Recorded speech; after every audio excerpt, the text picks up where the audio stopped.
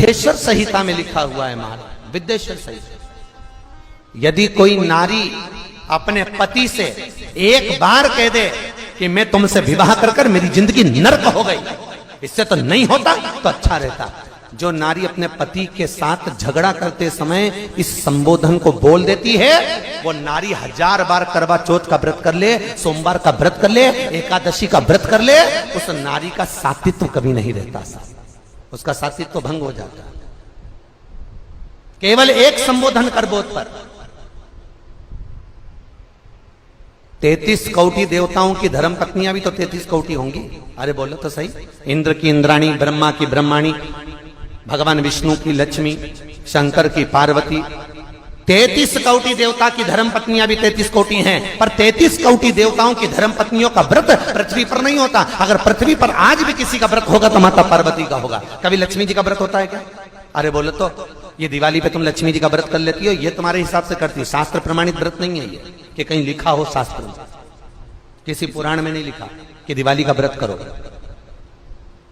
दिवाली पे तो राम जी आए थे, खूब लड्डू बटे थे, इसलिए हमारे यहाँ शास्त्र कहता डट के चरो, खूब खाओ, व्रत भले ना। तो वो तुम भूखी रहे हो लक्ष्मी जी को बुलाने के लिए, वो तुम्हारा मन है, तुम्हारी सोच है। कई कई माताओं की आदत रहती है, मैं तो शाम को खाऊंगी, आज मेरा दीपावली का व्रत है। खाओ, 4-6 दिन मत खाओ तुम, तो उसमें क्या जाए। कभी लक्ष्मी का व्रत हुआ, एक वो व्रत माताएं करती बेबहू लक्ष्मी का, वो शास्त्र प्रमाण में नहीं है, शास्त्र प्रमाणित व्रत नहीं है, वो आप लोगों ने बना लिया, आप लोगों ने कर लिया, वो अपने ऊपर है, पर शास्त्र का प्रमाण नहीं देगा। लक्ष्मी व्रत, ब्रह्माणी का कोई व्रत है, सरस्वती का, सरस्वती का भी कोई व्रत नहीं, ब्रह्माणी का भी कोई व्रत नहीं है। केवल अगर इंद्राणी का कोई व्रत है, नहीं। अगर व्रत मिलेगा तो केवल एक माता पार्वती का मिलेगा। क्यों?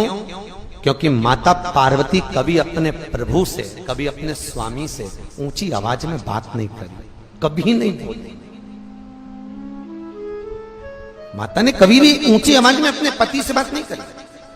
लक्ष्मी ने जरूर एक बार भगवान विष्णु से कहा था, एक बार भगवान विष्णु लक्ष्मी को देखे और लक्ष्मी श्रृंगार कर रही थी, देखकर भगवान नारायण को हंसी आ गई। हंसकर भगवान विष्णु जैसे खड़े हुए, इतने में लक्ष्मी ने कहा, वाह नारायण वाह, आप अपनी पत्नी को देखकर घोड़े जैसे हंस रहे हो।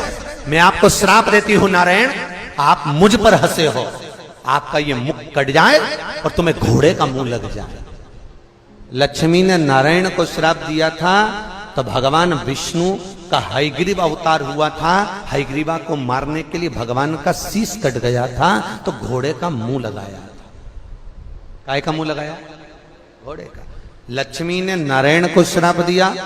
एक बार जब पुष्कर राज में ब्रह्मा जी यज्ञ करने के लिए बैठ रहे थे, ब्राह्मणों ने कहा जल्दी करो, ब्रह्माणी को बुलाओ, मुहूर्त निकल रहा है,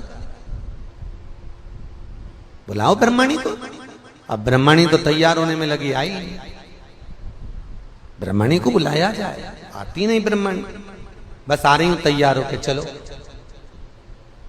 होता है पति बेचारा गाड़ी में बैठ के हारन बजाता रहे, पत्नी बेचारी अपना रुमाली ढूंढती रह जाए, होता है। वो बार बार हारन बजाए, ये बार बार क्या आ रही, अब ब्रह्माणी भी ऐसी आ रही, बस कह रही, बंधु इतने में देव ब्राह्मणों ने कहा मुहूर्त निकल जाएगा, तो ब्रह्मा जी ने कहा आपको जो करना है करो और यज्ञ चालू करो। इतने में ब्राह्मणों ने गाय को पकड़कर खड़ा करा और गाय माता के सामने ब्राह्मणों ने वेद की ध्वनि करना प्रारंभ करी। जैसे ही वेद की ध्वनि करना प्रारंभ करी, गाय के मुख से वेद माता गायत्री को प्रकट कर लिया और गायत्री को प्रकट कर कर भगवान ब्रह्मा जी के पास में गठजोड़ा बांधकर बिठा दिया। यज्ञ प्रारंभ हो गया। इतने में सरस्वती तैयार होकर आ गई। ब्रह्माणी जैसे तैयार होकर आई, ब्रह्माणी ने देखा कि मेरी जगह पर कोई दूसरा बैठा है। ब्रह्माणी क्रोध में लाल होकर बोली, ए ब्रह्मदेव, तुमने मेरे स्थान पर किसी दूसरी नारी को बिठाया है, मैं तुम्हें श्राप देती हूं, पृथ्वी पर कहीं तुम्हारे मंदिर नहीं बनेंगे।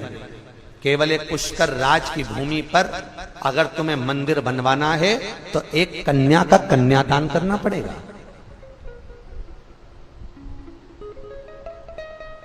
एक कन्या का कन्यादान। शास्त्र कहता है एक कन्या का कन्यादान कर दो तो भगवान ब्रह्मा का मंदिर बन गया।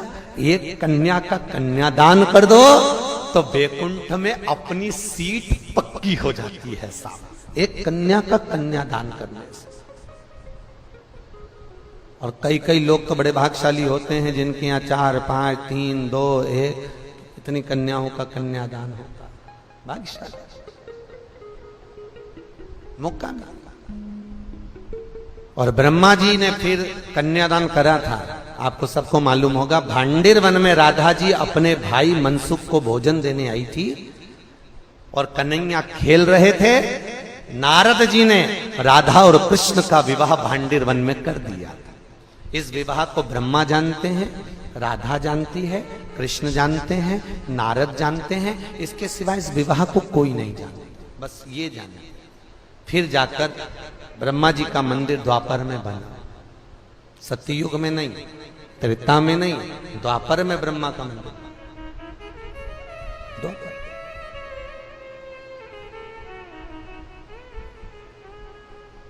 द्वापर मंदिर। ब्रह्माणी ने ब्रह्मा को श्राप दिया था, नारायणी लक्ष्मी ने भगवान विष्णु को श्राप दिया था, इंद्राणी ने इंद्र को श्राप दिया था, पर माता पार्वती ने कभी भगवान शंकर से ऊंची आवाज में बात नहीं करी थी।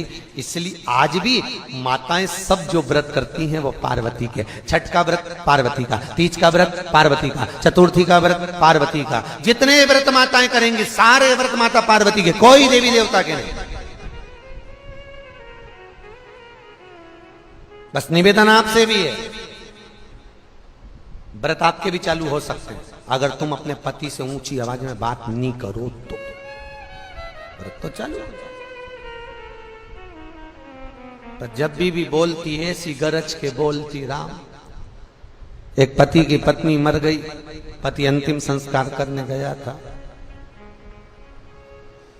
और अंतिम संस्कार कर कर वापिस आ रहे थे। आते से ही बहुत धड़ाके से बिजली कड़की। जैसी बिजली कड़की, पति नीचे झुका, जमीन पे प्रणाम करा, प्रणाम करके तुरंत कहा पहुंच गई।